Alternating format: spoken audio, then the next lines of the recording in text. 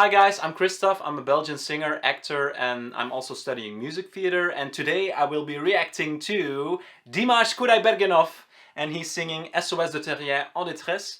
Now I've chosen this particular video because there is some debate and some discussion that in some videos he lip syncs. So I'm not going to dive into that discussion, but I've just chosen this video because I'm 100% sure he's singing live here.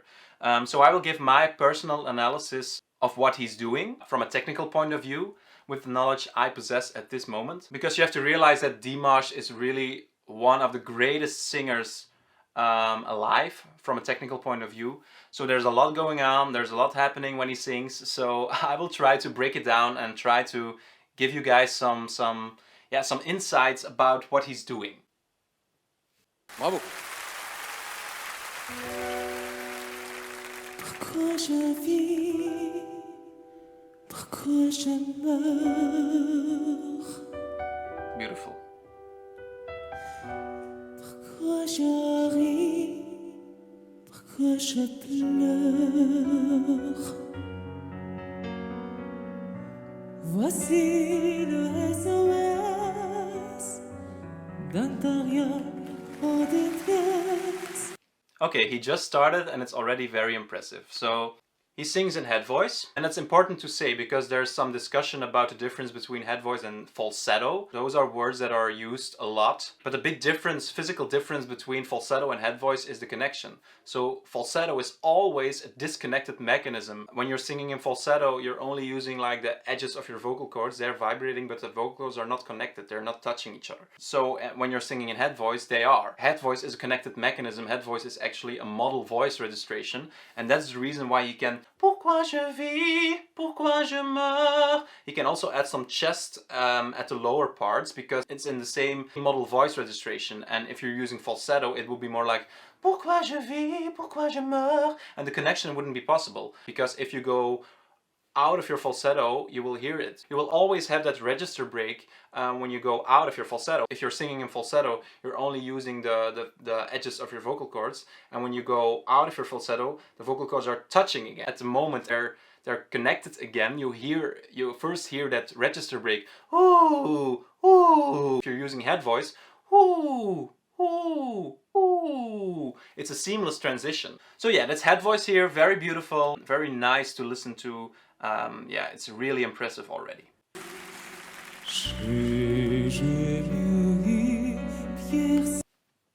After that the high notes in his head voice, he goes very low. So he goes to the lowest regions of his chest voice, and he's also covering the sound. So he's also adding some darkness to the sound, so it's a little bit covered. He does that by lowering his larynx. Not too much, because if you do that too much, you go to a more operatic sound like she. It's not that, but it's also not contemporary. It's also not she. It's she. Round, full. There's a lot of resonance. It's really beautiful. He has chosen that on purpose by lowering his larynx and covering the sound to add some richness to the tone. Personally, I think from what I've heard of him, including his speaking voice, that he's more of a baritone than a tenor. But there's a lot of discussion about that, and you can be sure. I'm not sure about that, but I think based also on his lower register and the richness of his low notes, that he's more of a bari. But I'm not sure. If you would have to classify him based on like the classical vocal Fox system, the German Fox system, it would be very hard. But I think, yeah, from the tone qualities he uses in his lower registers, that he's more of a baritone.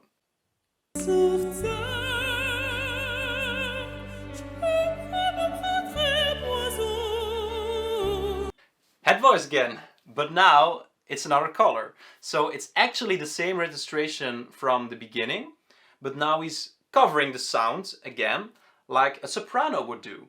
And he's also adding some flageolet elements into it. Now flageolet is like the register above the head voice. It's not whistle register, that's something else.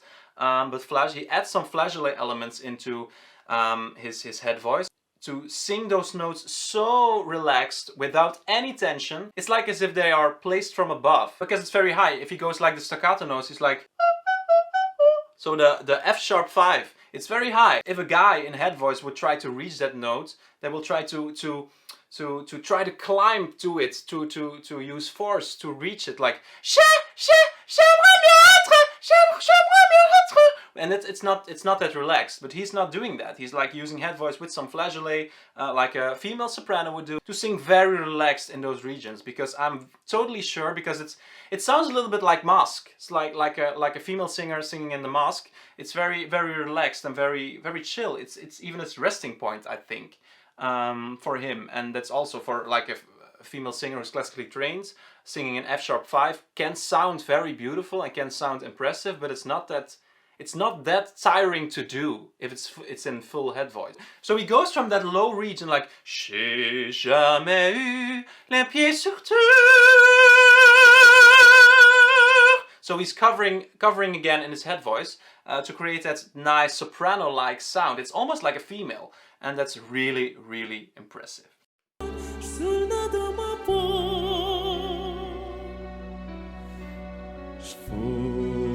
Chest.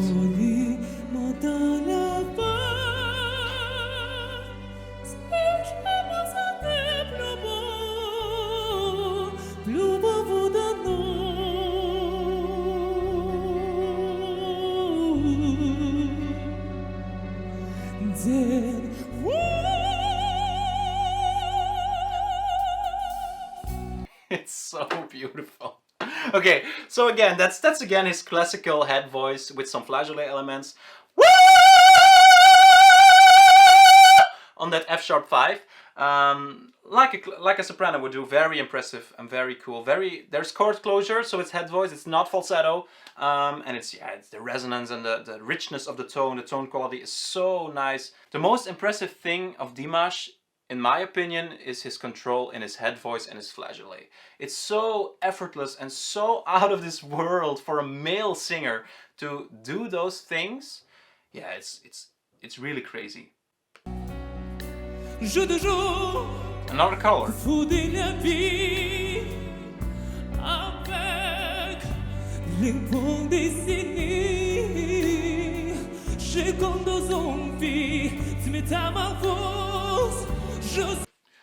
So after the classical head voice, the normal head voice, the low chest voice, we get another color.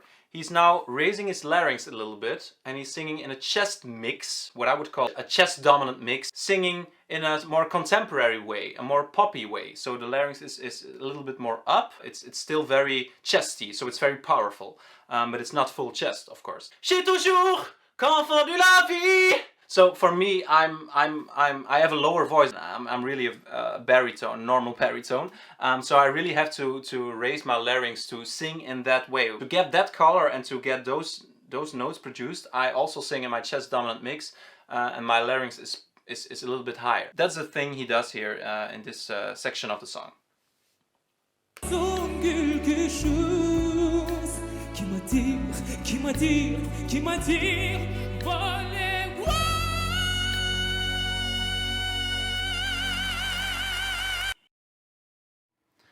Now, here we are with the head dominant mix. It's a little bit pitchy at the beginning, and I think that's because, I'm not sure, he fixes it afterwards, but the onset is a little bit flat. So it's an F-sharp 5 again, the same we had in the classical soprano way and now in the more belty way, the more the head dominant mix way. But I think he didn't open his mouth enough, which created some tension in the throat, which prevented open throat technique from happening. And that's the reason, I think, why it was a little bit flat on the onset, but then, yeah, it's awesome. After that, he just sings the notes spot on. It's an F-sharp 5 in a head dominant mix, which is very hard to do. So it's actually... So that's the thing he does there, and it's really awesome.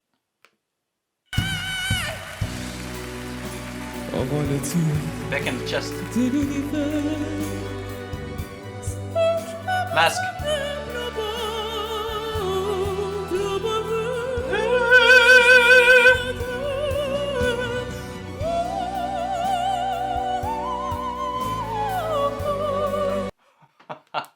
So we have the head voice again, and now he chooses to make it thinner, make it more smaller, and that's even harder to do.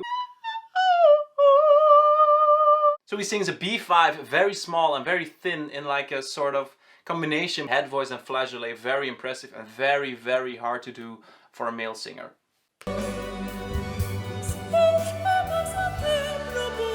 Head voice.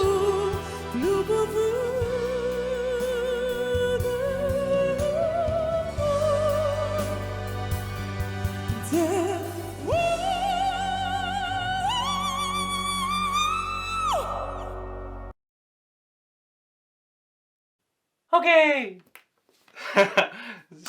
so he's going from that F sharp 5 in head voice to a C sharp 6 and an E6 at the top. That's interesting because he starts off in head voice with a little bit of flageolet. He shifts gears, so he goes up. The two higher notes are, in my opinion, more of a flageolet dominant registration, more flageolet than head voice, which is normal for a dude singing like C sharp 6 and E6 is out of this world.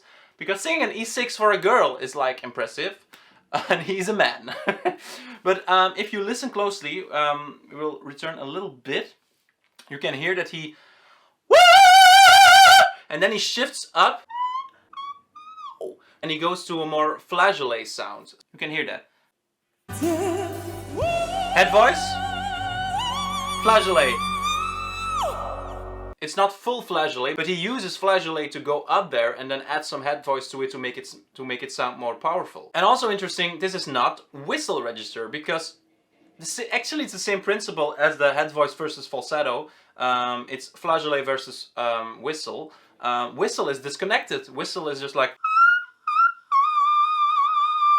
that's whistle. I mean, and it's actually, it has nothing to do with the rest of the vocal registrations in your voice. It's not connected. You can't connect that sound to the rest of your voice. So actually, it's more or less a party trick. That's what whistle register is. Flageolet, on the other hand, is very useful, even in male voices, to stretch out and to thin out the vocal cords to get to those cricothyroid dominant or CT dominant registrations, which Dimash uses a lot to hit those high notes. Let's continue.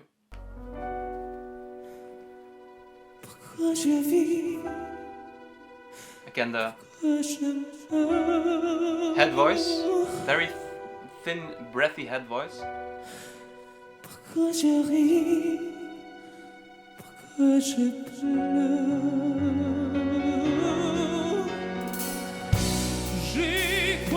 Again, the contemporary chest dominant mix.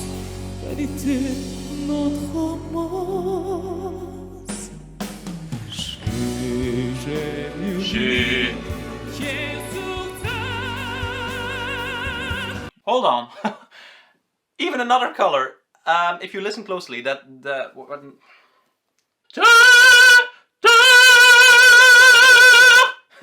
so that B4, he covers the sound in his head dominant mix, and that creates a sort of Pavarotti sound.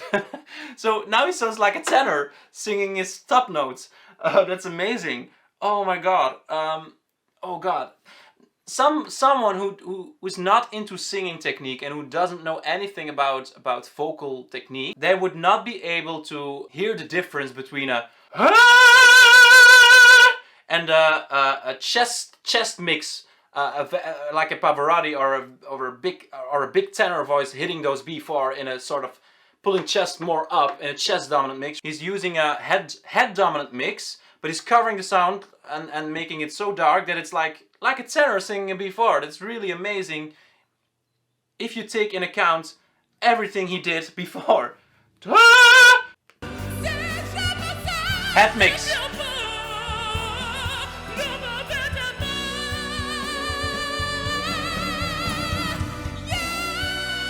Head dominant.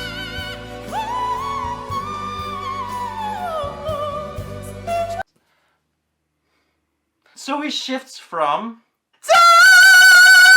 head dominant mix, the CT dominant, cricothyroid dominant mix, to his flageolet and his head voice and connects it when he comes down.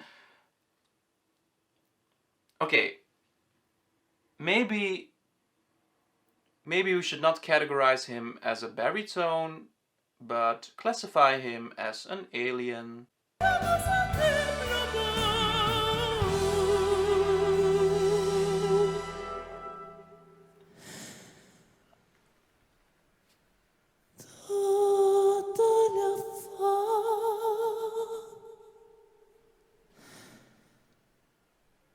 Yeah,